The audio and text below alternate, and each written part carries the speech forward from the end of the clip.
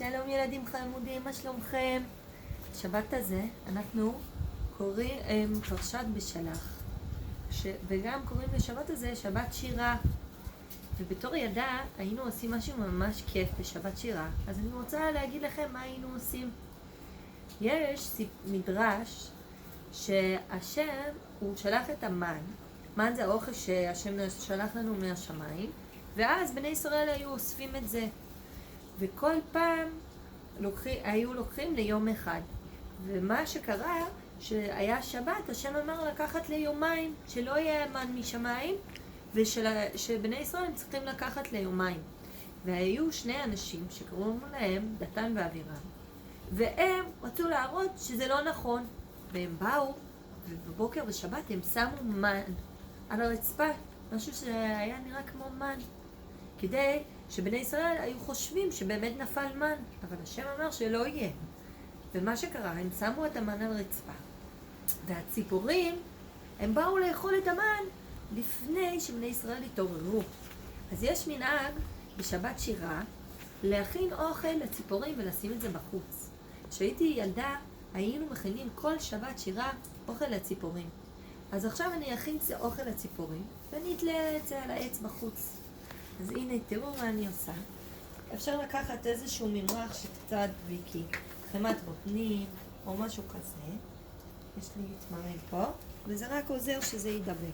אני שמה קצת על גלגל נייר טואלט.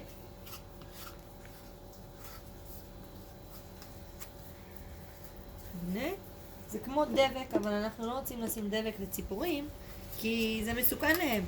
זה רע לציפורים, אנחנו לא רוצים שהם יאכלו משהו שלא מתאים להם.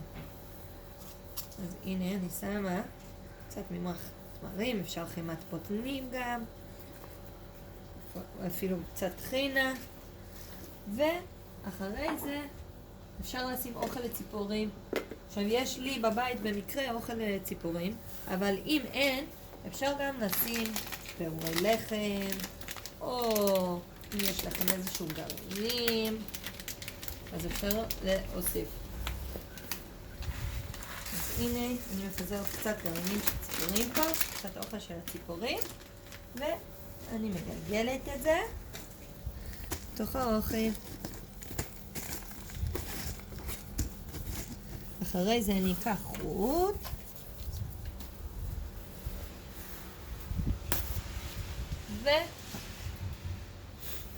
ואני אלך לחפש עץ לתלות את האוכל לציפורים, כדי להודות לציפורים שאכלו את המן.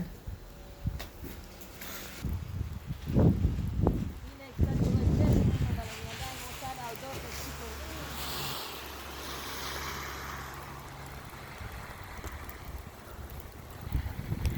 זהו, שבת שלום לכל הילדים החמודים.